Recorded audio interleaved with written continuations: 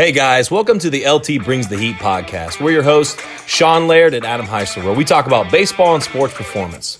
With topics ranging from coaching, business, and player development, our goal is to bring you a no BS approach to development in baseball and sports performance. Hope you guys enjoy. Let's rock and roll. All right, hey guys, welcome to episode 2 of LT Brings the Heat podcast. I'm your host, Sean Laird, with my co-host, Adam Heisler. I got a special podcast today. One of my good friends, Dan Held, the recruiting coordinator at Indiana University. Dan, go ahead and introduce yourself. Hey, Sean, how you doing, man? Thanks for having me on, Adam. Thanks. Dan Held, played college baseball at a small junior college in Waukesha Tech up in Wisconsin. They got drafted in the 42nd round, which was the last pick of the Philadelphia Phillies. They're talking about reducing this draft down to 5 now, and I'm like, I would have never got a chance to play pro ball. But I ended up lasting 9 years of minor league baseball, made the 40-man roster, never got called up, got sent down, and then ended up coaching 5 years, and 1 in the minor leagues, and then 4 in the big leagues with the St. Louis Cardinals. Won a World Series with the Cardinals in 2006, which was my last year. And then I joined the prestigious Indiana Bulls organization, travel baseball organization. Hired a few idiots to coach for me. and then ended up doing that for like 11 years and got the call to come to IU to be the recruiting coordinator for Jeff Mercer. So been doing this for 2 years now, and really excited about what we're doing at IU. That's awesome. Yeah, man. It's a pretty cool history. I was talking about this earlier, and you're kind of you're in a rare boat of kind of like yourself, being a guy that's kind of coached at the highest level possible, also coaching at the high school level and developing guys. And from a recruiting standpoint, like for me, like every time I've ever talked to you, you're a guy that I always come to ask about recruiting questions when you were with the Bulls, and obviously when you're at IU now. I think one thing that would be really beneficial to our audience is, Dan Held, recruiting coordinator at Indiana University, he's going to a baseball field. He's going to go show up at Lake Point or at Grand Park in Indiana. You're showing up at a field. What are the things that you're specifically showing up to look for when you're trying to find and recruit that next Indiana University stud? Yeah, I mean, I have an idea what I want to go look for. But when I walk on that field, the first thing I'm looking for is body type. So if you're not an athletic-looking kid, somebody that has potential for growth, you really fall beside the wayside. So first thing I'm looking for is athleticism when I'm going out on the field, and then from there I'm looking at the tools. I mean, just like everybody else, we have ideas of who we're going to see, but there's a lot of guys that jump off the page too, and you're like, oh man, that's some athleticism that I see there, and then you start paying attention more and more to what he can do on the field. Absolutely, yeah. So if you are going out into from a year-to-year basis, like, are you mainly looking for arms? Are you mainly looking for kind of recruiting up through the middle of the field and expanding out? Like, how do you kind of go about that process and what you would say is most important, obviously? And I think I kind of know where you're going to go. I want to try to approach this as if I'm like an audience member trying to ask questions, but kind of how would you rate your importance levels? Say first go for. I think everything revolves around the arms, as you know, Sean. I mean, if you don't have arms, you don't have a team. So that's the biggest thing. And then, like you said, up the middle, if you can get 9 shortstops and put them in different positions on the field, you've got a hell of a team. So you're looking for the athleticism as a shortstop. Catchers are extremely important. Catchers, I'm learning the more and more I've been at IU is how tough it is to find catching. So catching is extremely important as well. And then obviously a center fielder, because like I said, if he can play center field, then he's going to be able to play the corners as well. And you're going to have speed. You got quicker guys that are going to be up the middle. So you're really you go for arms, number one, and then from there you just progress down: catcher, shortstop, center fielder. Absolutely, yeah. I love hearing that. Like, I think a lot of guys, especially like at our levels, they kind of don't understand, like, athleticism is most important. Like guys like you want to see the quick twitch, you want to see athleticism, and I'm glad you kind of touched on the catching stuff. Because I think, like, your catchers are your leaders on the field. Your catchers are the ones that are involved every game. They're taking care of the pitching staff. They're also the number one communication with coaches a lot of times. What do you see as the biggest disconnect or like the biggest jump that high school catchers need to make to the college level, that when you're working with guys and you kind of see what they need to constantly work on to improve? I think number one is mobility. You get a lot of catchers that come in that they're just stiff. They don't have the mobility in their hips, their ankles that allows them to get into a position to properly receive. They're guys, and that's the first thing I'll go and look at when I look at catchers is, are they able to sit down in their heels, or are they sort of get up on their toes? Mm-hmm. If they can't get down on their heels, it means they don't have the mobility that they need to do the job, which allows them to move side to side. A lot of it has to do with footwork too, and that's something that can be taught, is footwork when it comes to throwing, footwork when it comes to blocking and things like that. And that's the biggest jump that needs to be made. And overall strength, the strength of the arm and arm care and things like that. Because you'll see kids, do all the pop times and everything, but they're like so staggered and they're standing up and they're coming out of their crouch that they're throwing a sub 2. But in a game situation, it's just not going to be that way. So that's something that we got to be aware of as well. Absolutely. And I know everybody in the high school level will say that they throw a sub 2, especially when it comes to the recruiting. And it's like, hey, I want to see what you can do in the game. And that's the big thing consistently. Do you ever see any issues? Like, obviously at Indiana University, it's a lot different. Do you ever see any issues of guys like kind of making that transition to catching those higher velocity guys that have a lot more movement, the guys that may have more arm side run and slide work? What kind of advice do you have for guys that maybe play for those high schools that have the ability to play at the next level, but they're not necessarily getting that type of pitcher that they can work on and catching those bullpens consistently? Yeah, I mean, that's the big key of being with a good travel program, is being able to catch those guys with higher velocities and better spins and all that, so that you sort of get used to it, because a lot of the times at the smaller schools, you never do get an opportunity to do that. And then when you try to help them at the college level, you just try to get them in a position where they're able to receive well, where you give them the mechanics that allow them to relax, that allow them to have soft hands, where it's easier to get to pitches and you're prepared to get to pitches and you beat the pitch to the spot, as opposed to reacting to where it's going to go. And just understanding the spins, understanding what a sinker does, understanding what a cutter does, understanding what a nice slider looks like. And I think the more and more that they get to see those things, the easier it is. Adam, you probably know, and Sean, you as well, when you're a hitter, shoot, I couldn't hit a slider when I started pro ball, and it took me like a year to figure out what the spin looked like. And then they started throwing split fingers, and I was screwed there too. So it's just a matter of recognizing and being able to react. Mm-hmm. That's awesome.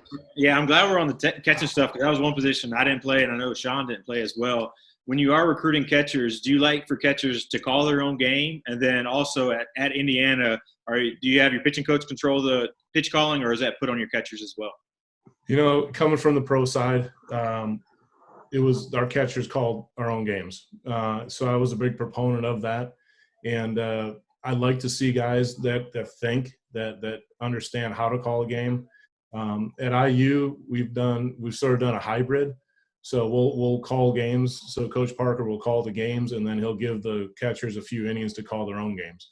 So we sort of do a hybrid. I would say we do more of the coaches calling it, because and the reason for that is Coach Parker is the one that is looking at game film, and he's studying things. So he has a really good idea what the hitters are going to be doing.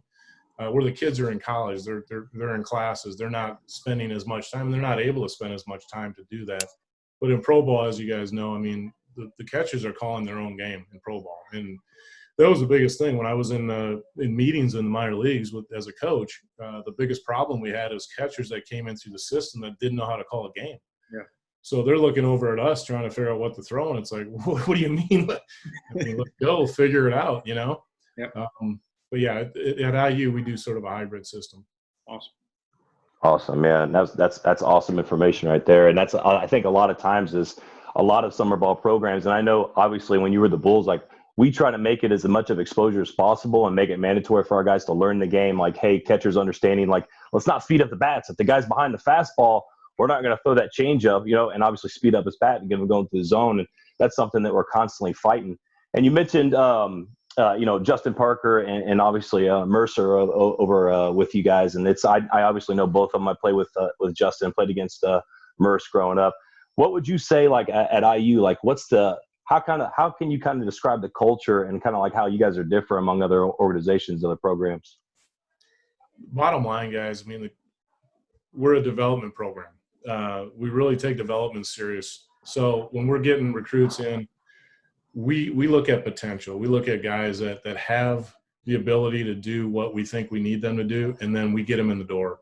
And we get them into a development program, be it weights, be it nutrition, which Coach Mercer is very strong about, the nutrition and whatnot. And we just try to build these guys up and build up their muscle and everything and get them to a point to maximize their abilities. So we want to be thought of as one of the best development programs in the country. And we spend a lot of time on it. We're doing, Zoom meetings now, just trying to continue our education.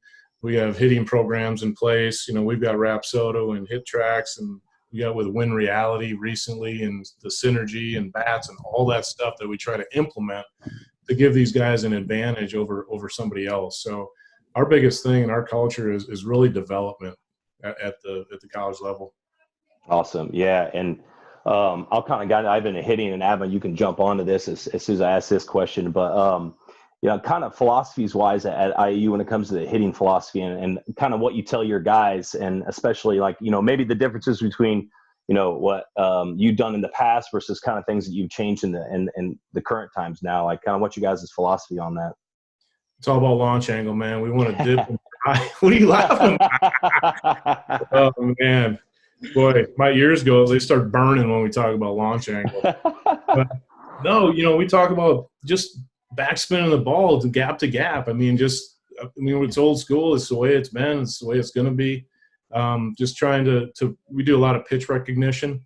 Mm-hmm. So to get these guys to have good plate discipline, we have a system. Merce has a system where he's got a plate, and it's got like 6 balls on it, and they have to call out where the pitch goes over which ball and what zone and things like that. We'll do colored balls. We'll do just curveball, fastball type recognition. So there's a lot of pitch recognition that's going on, so we can actually have good at bats and have a plan, because a lot of kids go up there and they have no clue what's going on. They're just going up and swinging. So we like to have our guys have somewhat of a game plan when they go up there. So we're just looking to put a nice level swing on the ball, backspin it to the gaps, and line to line. We want line drives.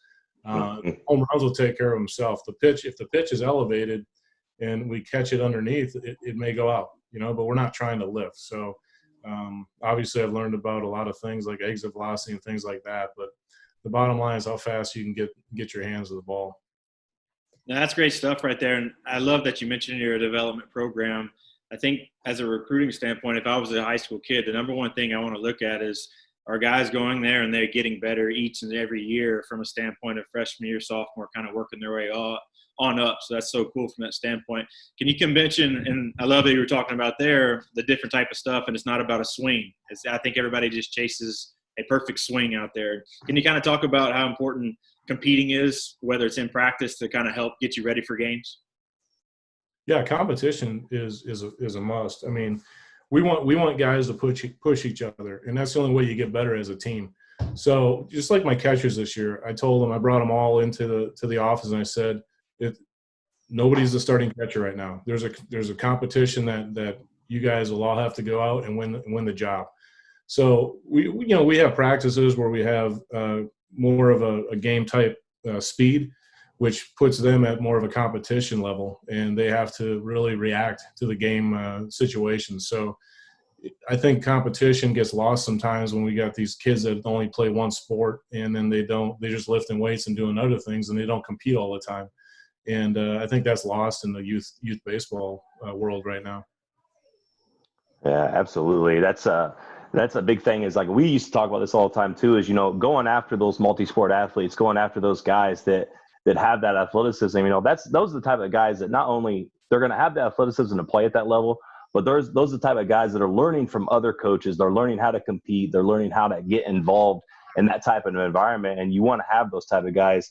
And so kind of tell me, like, and this is something I always talk to my guys about, but like, if you go to a game and you're looking at a guy that's super athletic, and you're recruiting a guy and you're looking at him, how important is him showing himself as a leader and picking guys up and being vocal and talking and doing the little things? That's the next step. It has to be a good person. Like you talked about culture. You don't want to bring a turd in, man. You want to see a guy that's a good teammate. As I look back at my career, I still fear, like, was I a good teammate? Was I a guy that picked other guys up? Was I a guy that threw my bat? Was I a guy that, moped around? Or if I'm on the mound, if I don't throw a strike, am I like pouting out there? The umpire doesn't give me a call. So that's the next step is like, okay, now this guy can play baseball. Now what type of a person is he? Because that means so much. And that's why we spend so much time with IU, with recruiting on the phone and getting to know the kid before we actually, bring him in for a visit and then really get to know him more. So it can be a deal breaker if you're a bad teammate, if you're a kid that doesn't do the things, if you don't run a ball out. I've crossed guys off the list that were pretty darn good that other schools would definitely offer scholarships that I just would cross completely off my list because he didn't run the ball out. And I'd write down, no way, man. Yeah, absolutely. That's a big deal, obviously, in our organization, but that's a big deal for me too, is, being able to control your effort and attitude as a ball player. Like, there's going to be guys, no matter how good you are, there's always going to be somebody just as good, if not better. And you've got to separate yourself from the pack in some way or another. So obviously, and you kind of touched on this a little bit, like you were a little bit of a power hitter back in your day and hit the ball well. What is kind of like the difference? I would say, what would a young Dan Held do different if he was kind of coming up through the league nowadays? What would you do different training wise, or did you do everything you thought you could have done? Number one, I would have asked my mom and dad to move down to Florida, so I would get more exposure. I grew up in Neosho, Wisconsin, a town of 500 people. Yeah, but kids have such more of an advantage now with the travel circus, and you do a hell of a job, Sean, with the Bulls and just getting those kids seen. But just to be able to get on the platforms that they get on now in front of all the national circuit, really, it allows them to showcase all of their abilities in front of all these big colleges now. So the fact that these kids have all these other opportunities now is such a huge plus for them, and that's what travel baseball has allowed them to do. Something I didn't have. I know you did, Sean. You played with the Bulls, and I had no exposure, nothing, and that's I was lucky. I was lucky to get an opportunity to play pro ball, and I just took advantage of it and ended up getting all the way to the big leagues. Yeah. And from a recruiting standpoint, now, can you kind of talk about just how important social media is now? I mean, I think a lot of the big things are kids are putting out videos of themselves to try to sell themselves, but can you also put out there's negative stuff you can put out there as well? Can you kind of just mentioned not being a turd, where I think a lot of kids don't understand what they put out there is out there forever. Can you talk about how important that is, that any information they're putting out is good information?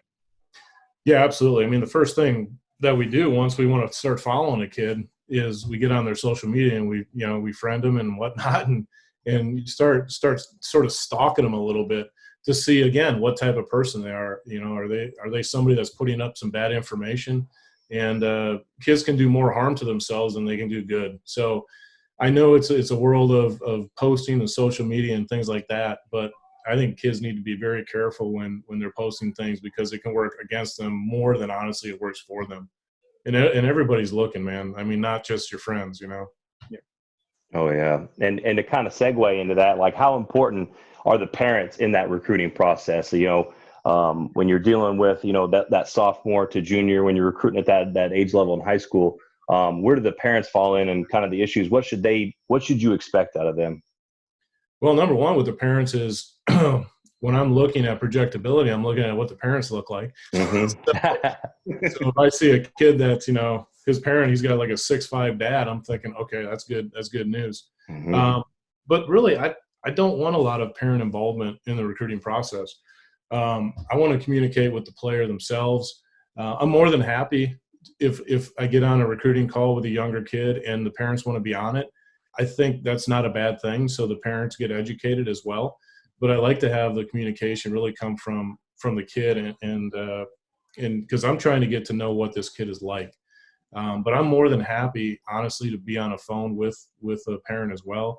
It's like when you go to a park, though, you sort of don't want to be bombarded by the parent because there is an agenda there.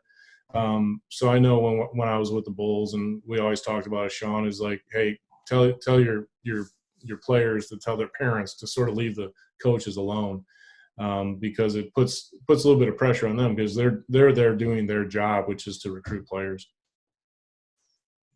Absolutely. Yeah. And it's for me, it's a constant battle because, you're teaching those 16, 17-year-old kids like, hey, it's time to be men, and you've got to make sure you're communicating. And if there's a college, that's reaching out, wants to talk to you, you have to make that phone call. You have to have those conversations, because I think that a lot of people overlook that part of that recruiting process is, hey, can this kid have a conversation without his family around, without his mom around, without his dad around? And I think that's something that's definitely overlooked. And when it comes to that, have you ever had a conversation with a kid and it was kind of like, whoa, this is not the type of kid that I thought I was recruiting? Is there anything that kind of threw up red flags in situations like that in the past? Absolutely. Like you said, you want to be able to tell if this kid can communicate, if he's mature enough to communicate, and it happens a lot. I mean, that's why we do our due diligence, and we do communicate with these guys on the phone, and we do, try to get with them in person, be at a camp or whatnot, because we want to really make sure that we bring a kid in that's going to be able to handle the college atmosphere and being away from their mom and dad, and being able to help us win a College World Series. So there's a lot of instances where we get on the phone and we're very excited about somebody and realize when the conversation is over that I'm not sure if this kid's going to be smart enough to graduate high school. And I love that stuff too. I want to make you laugh there, Sean. I think another thing is just when you're recruiting the kid, is you want to see that the kid wants it more than the parent wants it, whether it's going to get extra work in or having that conversation or approaching a coach and handling stuff one-on-one and building that relationship.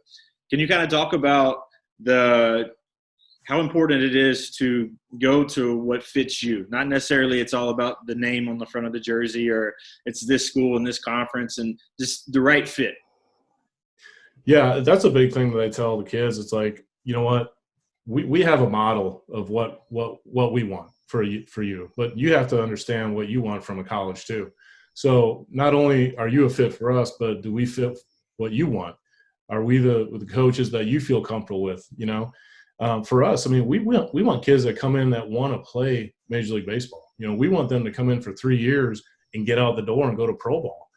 If you don't have that desire, I'm not quite sure that's the kind of the program that you want, because we want those type of players. We want guys that are going to push other people and help our development of our program. It's awesome. Absolutely. So one question that I always get asked, and I have an idea how you're going to answer this question, because I feel like I answer it the same way, is they're like, hey, coach, I want to go get recruited by IU. I want to get recruited by Purdue. And they talk about camps and when to show up at camps. When it comes to camps and that process, when do you advise?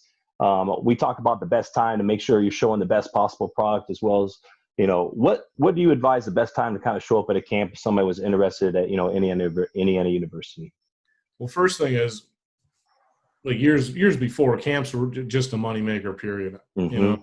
Very little recruitment coming out of it. But I think the landscape has changed on that one. With the rules of recruiting and not being able to communicate as much with younger players, the camps are real important, and allows the coaches, the university, to really get a view of the kids now. So I think that the kids need to understand, if there's a university that they're interested in, it's a good idea to go to the camp, spend the money, go to the camp, see what the university is. You can take tours of the facilities, and you really get to know what the coaching staff is like. So if they come and they're like, Dan Held is a bit of an oddball, then, that's not a place I want to go. So I think it's really good on the education part of the kids now, that they get to see the university, see the staff, and see it like we talked about, Adam, see if it's a fit for what they want. So camps are becoming more and more important. I don't think you should go to every camp because you're going to get camp letters from everybody. I mean, everybody send you camp letters. I mean, I would narrow it down to like 5 schools that you really have an interest in and that are realistic, Sean, ones that if you don't have the ability to throw, as a right-hander, if don't have the ability to throw in the upper 80s, I'm not quite sure you're going to go to IU. If you're right-hander throwing 83, that's not really a good fit. So I think you have to be realistic with your talents, and that's what the Indiana Bulls do as a good job, is you guys tell them up front and you're realistic with them as far as, hey, if you're this type of player, maybe you're more apt to be at this school or at this school or at this school. And I think that's real important too, to be realistic with what your talent level is. Absolutely. Yeah. And I agree. Like camps obviously used to be in that. And I think that was an awesome answer, because now you can go to camps and you can get measurables that you used to not be able to get. They kind of used to run you through a routine, and now you get a situation where you can see guys throw, you get your velocity, throwing across the diamond, your exit velocity at the plate. And that's definitely a situation where I think that's, and at 4 to 5 schools and finding a good school. I know there's a lot of guys that want to try to go to every single camp that's offered, and a lot of it's the parents kind of pushing that process. And I always say, it's like, hey, you're a product, and you want to make sure you're putting out the best possible product. If you're, like you said, you're 8th or 9th grade, and maybe you're even a sophomore, and you're a right-hander throwing 80 mile an hour, I could find 100 of those down the street. Right. It's not a big deal. And that the other thing about the camps too is the timing of it. You asked about the timing. Be careful with the winter camps, and just because we're not in the best of shape. We're not, as pitchers, we haven't ramped up for our season yet. So the summer camps, the fall camps, those are the best camps to get to. I would just, if you go to winter camps, just let the coaches know if you can't throw or things like that, because the worst thing that can happen is you go there and you injure yourself because you're trying to throw 90 miles an hour when you haven't thrown much off a mound. So.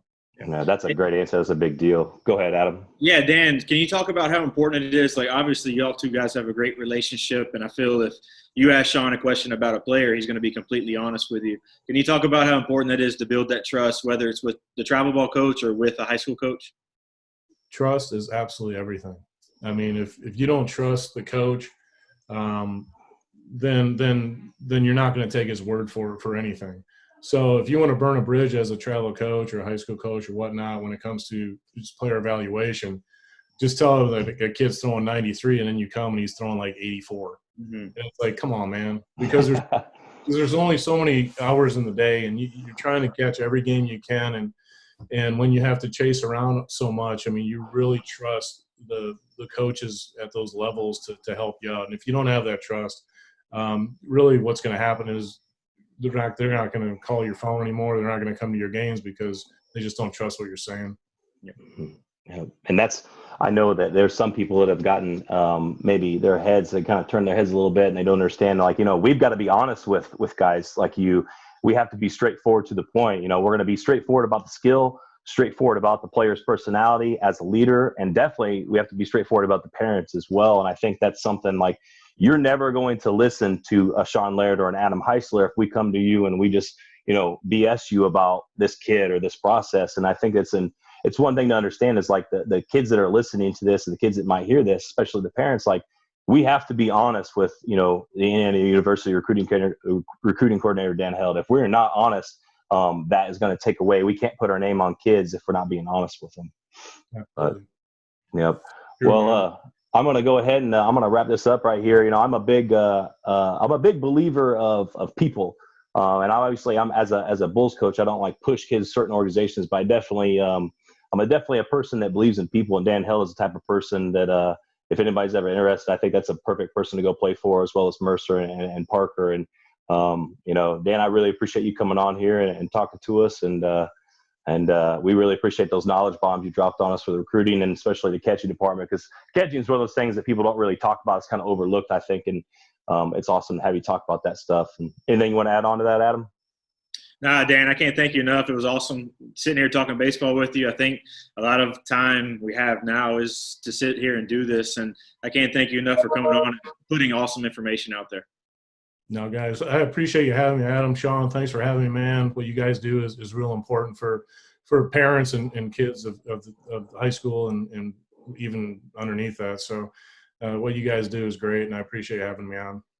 Awesome, Dan. Well, I appreciate it, guys. And thanks for listening. Until next time. All right. Hey, guys. We're going to sit here and we're going to recap the conversation we just had with Coach Held. Every time we have a guest, we're going to sit down and kind of conversate afterward about what we just learned and everything. And one thing that I think me and Adam both took away a lot from this is I loved hearing the catching stuff and understanding the mobility issues that catchers have when they make that transition from high school to college. Because for me, when I'm coaching a lot of the kids at 17-year-old age level, there's definitely 100% receiving issues. And there's guys that are unable to stay in that position, especially over the course of 7 innings. And for me, if I'm a guy listening to this podcast, I'm listening to this Coach Held talk, I'm going to make sure my mobility is there, and I'm going to do everything I can to kind of increase that mobility so I can be able to stay in that position over the course of 7 innings, and I was in college for 9 innings. But what you got, Adam? Yeah, that was good stuff, and I like how he brought up basically the pop times in the game, not pop times at a showcase where you're standing up already kind of throwing from that position where everybody throws a 1-8 so they claim. So I liked hearing that aspect, as well as how they kind of had the hybrid method of calling pitches there at Indiana where, yeah, the pitching coach will go study some stuff, but he's going to allow his catcher to call a game, and then if he needs to interfere, he can from there. And it was cool to hear him talk about that, because that's one thing I think, especially with us doing the summer ball, is having that catcher have to learn hitters and learn counts and learn situations. It's just will put them so far ahead of everybody else from that standpoint. Definitely. And I love he was being so openly honest about camps, and I think that's something that's really – it's a misconception, because the guys – they feel like that a lot of people think that camps right now are just money makers, which let's face it, some of them are, right? But there's definitely camps nowadays that you can actually get some numbers and get some measurables. And for me, with guys that always ask me, I always will give you guys advice, and I'll say, listen, like, show up when your arm is ready, show up when your arm is in shape. And it's very rare that you hear college coaches just flat out and say, hey, those winter camps, because a lot of them offer those winter camps. And he was like, hey, winter's not a good time to do it, specifically in Indiana. Obviously in Alabama, it's a different atmosphere.